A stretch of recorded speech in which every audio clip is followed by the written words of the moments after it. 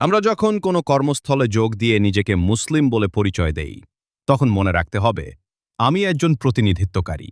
আমার চরিত্র দেখে তারা উপলব্ধি করবে যে মুসলমান কেমন।